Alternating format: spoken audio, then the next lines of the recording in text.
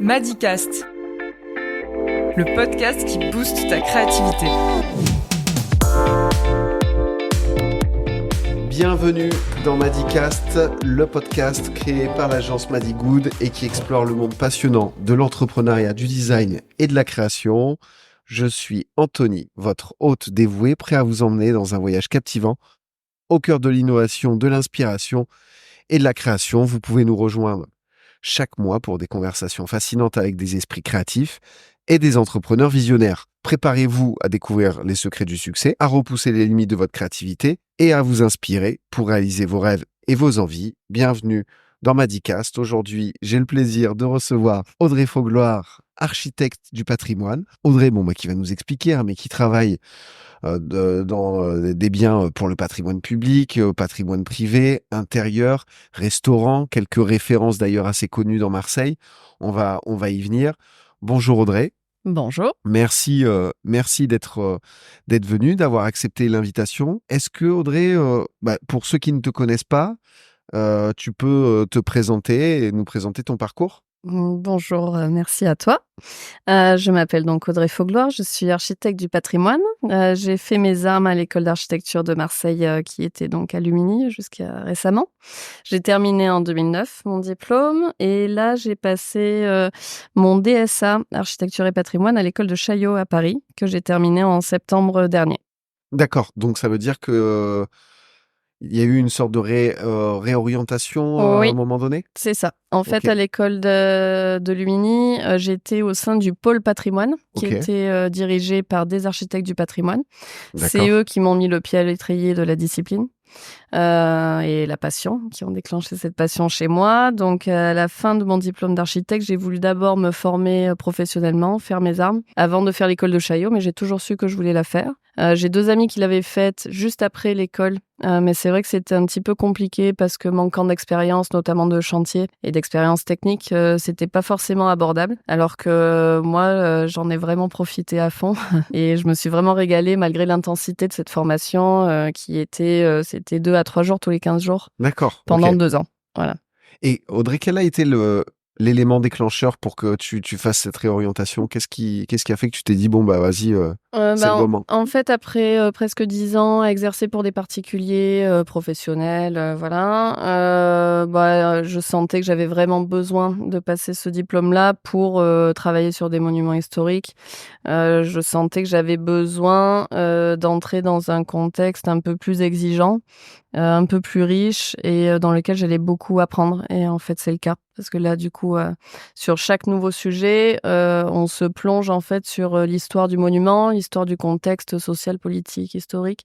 Et du coup, c'est à chaque fois des choses à apprendre qu'on n'a pas appris la fois précédente. Donc, c'est ça qui me plaît. Et est-ce que tu as déjà une expérience peut-être marquante dans le milieu de l'architecture du patrimoine ? Oui, alors c'était une expérience que j'ai eue quand j'étais pas encore architecte du patrimoine, mais je travaillais sur le local de torréfaction DIP, qui est rue Glandevès. Bien sûr. Et en fait, dans le cadre de ce chantier, qui se trouve donc dans les vestiges des anciens arsenaux du XVIIe. D'accord. Donc c'était un ancien bar à hôtesse, donc on trouve le local, c'était très sombre, il y avait du béton. Et puis petit à petit on dégage, et puis on dégage une dalle, et en fait on a trouvé les pavés des anciens arsenaux. Mais non. Voilà, donc c'était une super découverte et il y a eu un double travail, c'est-à-dire j'ai contacté un ami archéologue qui a travaillé un petit peu pour la ville de Marseille, qui m'a demandé de faire un relevé en fait pour compléter la ressource historique et scientifique sur la présence des arsenaux à Marseille. Et il y a eu aussi un travail de pédagogie pour les clients, de dire c'est super intéressant de conserver ce sol qui était complété par des arcades aussi qui avaient été vernies. Enfin voilà, c'était un peu un travail de sauvage. Mais voilà, j'ai fait un petit travail de pédagogie et en fait, ils ont adhéré à ça, à la richesse que ça apportait à leur local. Et du coup, on a pu faire intervenir l'entreprise Vivian qui travaille beaucoup sur des monuments historiques et qui a participé à cette restauration. Voilà, donc c'est un service un peu qu'ils m'ont rendu Vivian parce que c'est un micro-sujet à l'échelle de leur société. Mais voilà, on a pu mener ensemble ce projet-là et c'était vraiment super intéressant à Et du coup, ça veut dire aborder. que si aujourd'hui on va en magasin, on trouve encore encore donc des éléments historiques. Oui. Au sol, il y a la calade en fait avec un caniveau empierré. D'accord. Voilà, donc ça c'était les petites découvres réjouissantes. Voilà. Ce qu'on trouvait pas sûrement dans le bar à hôtesse avant. Non, voilà. non, Okay. on le voyait plus. Alors, le podcast est basé sur le processus créatif. Ouais. L'architecture, en général, est une discipline créative. Moi, ce que j'aimerais bien savoir, c'est comment on place un processus créatif dans la restauration, la rénovation, la valorisation du patrimoine ancien. Alors, en fait, c'est vrai que c'est une discipline où on va être créatif par la contrainte. C'est-à-dire, on a une contrainte effectivement architecturale, donc spatiale, une contrainte de matériaux.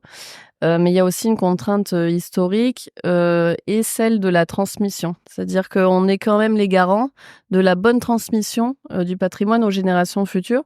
Et c'est peut-être là la grande différence avec l'architecture intérieure, la décoration. On raisonne dans une réflexion qui va au-delà de notre propre existence, mais qui est dans 100 ans, quand mes confrères passeront derrière moi, qu'est-ce que je vais leur laisser? Donc typiquement, là, je travaille pour un architecte du patrimoine sur le château des Templiers de Gréoux-les-Bains. D'accord. Voilà.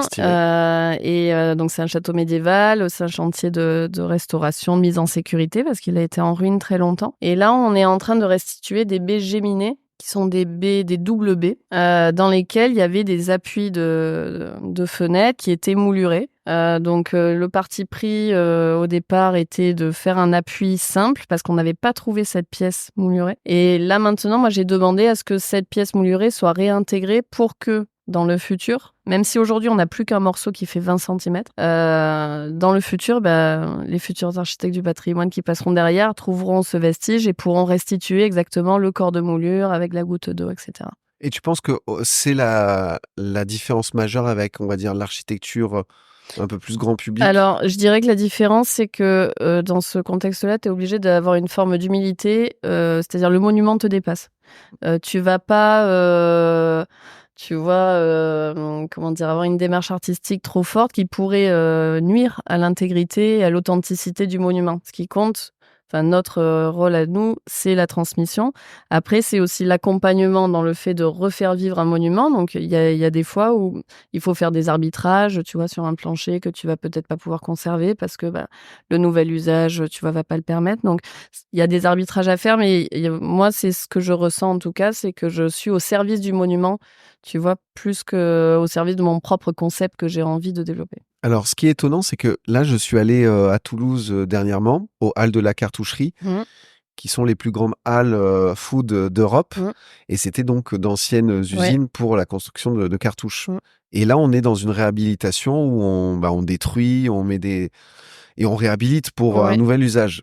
Est-ce qu'un monument historique ne peut pas avoir cette démarche? Il y a forcément un état d'esprit de conservation? Alors, si bien sûr, après ça dépend du contexte. Aujourd'hui, on est un peu plus libéral sur le patrimoine du 19e et du 20e, où on va un peu plus se permettre de désosser, de déconstruire. Alors, c'est le cas de moins en moins parce que à force, tu vois, d'éliminer des éléments du début du 20e ou de la fin du 19e, en fait, on perd des informations quand même sur si tu veux, tout vestige nous raconte l'histoire de l'évolution de notre société, de la construction, etc. Donc, chaque fois que tu l'enlèves, c'est un risque de perdre une information quand même. Donc, après, sur les bâtiments type friche industrielle, on va dire les services d'État qui nous accompagnent sur ces projets-là, donc la DRAC, la conservation régionale, vont être moins tatillons sur une halle fin 19e que sur un château du 15e. Bien sûr, voilà. Ouais. C'est l'antériorité qui fait que tu vas être un peu plus attentif, tu vois, à ce que tu conserves ou pas. Mais c'est peut-être une erreur. Non, mais je sais pas, c'est un parti pris en tout cas. Oui, c'est un parti pris. Mais c'est sûr que tu auras moins de largesse, tu vois, sur un château sur lequel je travaille que sur une halle industrielle. Voilà. Et du coup, pour le château sur lequel tu travailles, c'est quoi le processus créatif? On arrive devant un château comme ça. Ouais. Qu'est-ce qui se passe? Alors, dans ce château-là, pour l'instant, c'est uniquement un château de restauration et mise en sécurité parce qu'il a été en ruine longtemps. Donc, c'est le concept ici, c'est vraiment d'observer les pathologies du monument et de déceler vraiment les urgences. C'est-à-dire, il y avait des maçonneries qui étaient en train de s'effondrer, un escalier pareil. Donc là, on va dire qu'il y a, en termes de processus créatif, c'est pas vraiment comment te dire? C'est vraiment un chantier de restauration. D'accord. Voilà.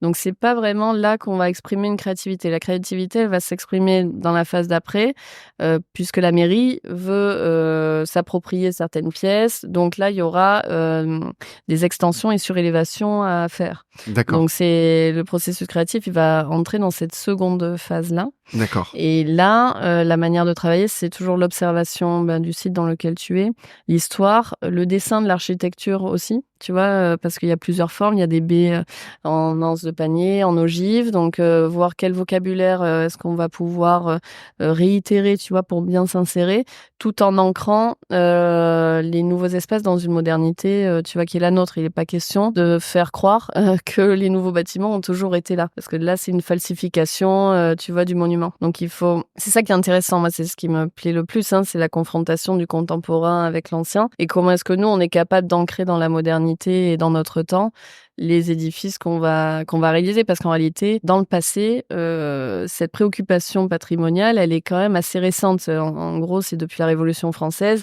on a tellement démantelé les monuments, tu vois, royaux, que au bout de quelques années, on s'est dit mince, en fait, on a perdu plein de trucs. Ouais. Donc en fait, on va quand même protéger, parce que sinon, il nous restera plus rien. Mais en réalité, le Louvre, c'était un château médiéval avec des donjons, des tours.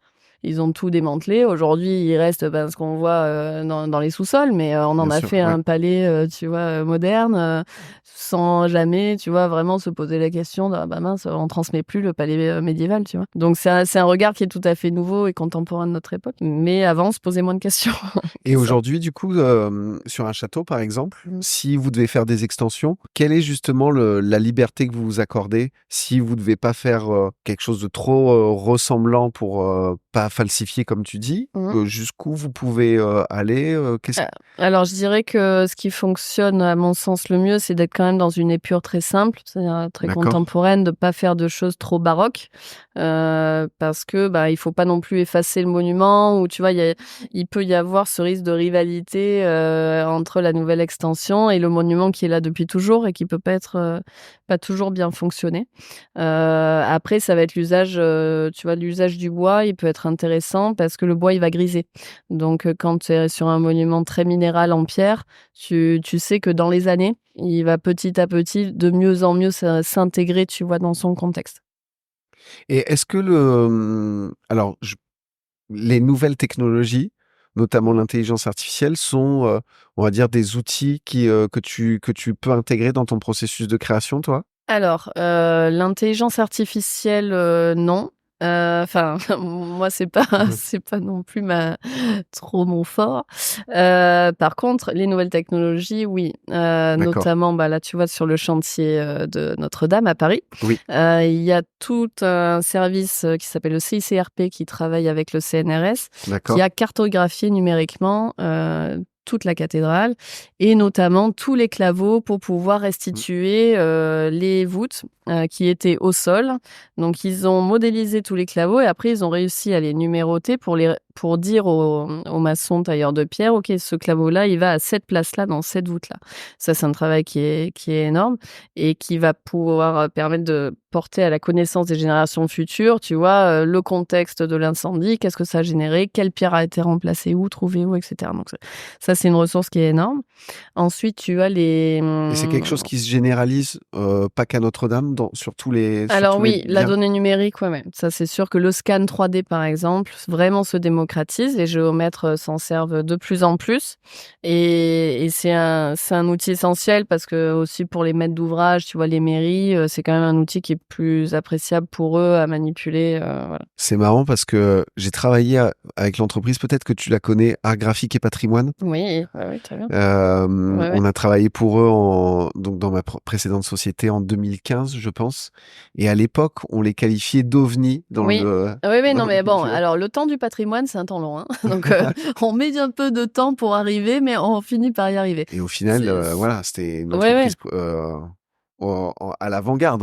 C'est clair. Oui. Puis eux, ça faisait longtemps qu'ils existaient dans le relevé photogrammétrique, des monuments. Donc c'est super, tu vois, qu'ils aient lancé ça. Et on a besoin, on a besoin de ces outils-là. Après, moi, en tant qu'architecte, c'est des partenaires, tu vois. Mais moi, par exemple, je préfère dessiner à la main. Tu vois, voilà, c'est ma sensibilité et c'est ce que j'aime aussi dans le patrimoine, c'est que c'est une sensibilité où effectivement, quand on va parler avec la DRAC, les conservateurs, ils vont être sensibles à cette démarche-là parce que c'est quelque chose qui se perd. Donc c'est un patrimoine qui se perd, le dessin en architecture, ça paraît un peu ahurissant, mais c'est comme ça parce qu'avec les outils 3D, c'est vrai que tu as tendance à te dire ça va plus vite, mais le dessin, c'est aussi une manière d'observer, tu vois, là où tu es, de le comprendre. Et en termes de patrimoine, c'est obligatoire parce que si tu comprends pas le site, tu vois, sur lequel tu travailles, tu vas passer à côté d'infos essentielles, quoi. Voilà. Et alors justement, le dessin, comment il s'intègre dans ton processus créatif? À quel moment il intervient? Tout le temps. D'accord, ok. Le dessin, il intervient tout le temps. Il intervient quand ça peut arriver quand je visite un site, tu vois, de le croquer rapidement. Ça arrive au moment de l'esquisse, forcément, puisque les premières conceptions, en général, les plans, je les fais à la main. Et puis même après, maintenant, dans les détails, là, je travaille sur une villa dans les Alpilles. Mon carnet de détails de menuiserie, je le fais à la main. Trop cool. Voilà. Et là, du coup, sur la rénovation de monuments historiques, c'est quoi les plus grosses difficultés auxquelles tu as été confronté? Comment tu as réussi à y faire face? Alors, les difficultés, elles sont pas inhérentes vraiment à nous, nos prises de décision ou les difficultés d'un monument parce qu'il est en mauvais état. Pour moi, les plus grandes difficultés, c'est le dialogue justement avec les services d'État, donc la DRAC et les conservateurs, qui sont en fait là pour chaperonner les projets. Donc, heureusement qu'ils sont là parce que du coup, sinon, tout le monde pourrait faire un peu à sa sauce. Bien sûr. Eux ont d'autres connaissances, d'autres formations, mais c'est vrai qu'on ne parle pas toujours le même langage. À savoir que des conservateurs, ils vont travailler autant sur de l'architecture que sur des peintures. Or, une peinture, quand elle doit être restaurée exactement à l'identique parce que c'est une œuvre figée d'un artiste, donc on doit la restituer à un instant T. L'architecture, c'est un art vivant qui vit par les usages successifs et c'est comme ça qu'ils nous sont transmis. Voilà. Donc si on fige les choses, un monument est mort. Et des fois, ils ont du mal à trouver la jauge d'adaptabilité et de modernité. Ils comprennent pas bien. Donc ça, c'est vraiment des difficultés parce qu'on ne parle pas vraiment le même langage.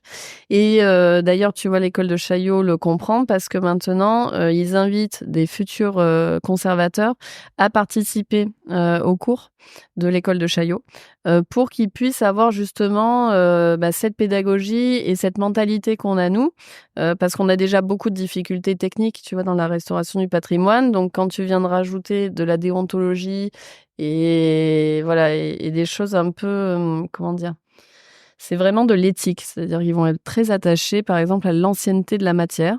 D'accord. Ils vont préférer conserver une poutre du XVIIe siècle, même si elle est pourrie, et qu'il faut mettre, tu vois, des IPN pour la maintenir, plutôt que de la changer. Bon, voilà. Mais voilà, c'est des considérations qu'on n'a pas toujours forcément et on n'est pas toujours d'accord sur les arbitrages. Donc, Tu penses que pour Notre-Dame, les arbitrages qui ont été faits ont été judicieux? Oui, de faire tout à l'identique? Oui, parce que cet incendie il est accidentel. Notre-Dame, c'est un monument qui est iconique et je pense que c'était pas le lieu d'une intervention contemporaine. Voilà, moi je suis d'accord avec l'idée de restituer à l'identique ce monument. J'avais pas trop envie de voir une flèche contemporaine, tu vois. Ouais, bien sûr. Sur un monument qui est tellement authentique, tellement iconique, voilà. Ouais, ça l'aurait Donc je suis peut-être plutôt d'accord. complètement Oui, dénaturé. je pense que c'était pas le lieu, quoi. Voilà. Est-ce que, du coup, sur la créativité, il y a de l'inspiration? Est-ce que tu pourrais nous parler peut-être d'une référence, d'un monument qui t'a particulièrement inspiré? Alors, ce que j'ai visité l'an dernier, c'est la Bourse de commerce à Paris.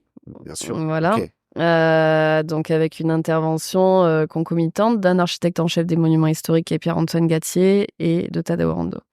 Et en fait, c'est un espace que j'ai adoré, justement par l'intelligence de l'insertion de cet anneau de béton dans ce dôme, avec cette verrière, la qualité du béton, la qualité de l'espace de la lumière, la qualité de la restauration du lieu aussi par les équipes de Pierre-Antoine Gatier. Et je trouve ce dialogue vraiment très riche, très enrichissant et justement une très très belle manière d'ancrer dans la modernité un monument qui est là depuis 2 siècles. Voilà. C'est marrant, moi, quand j'ai créé ma première société, je suis allé du coup, c'était la chambre de commerce, je suis allé dans cet endroit Bah voilà. que j'ai trouvé absolument majestueux, Mmh.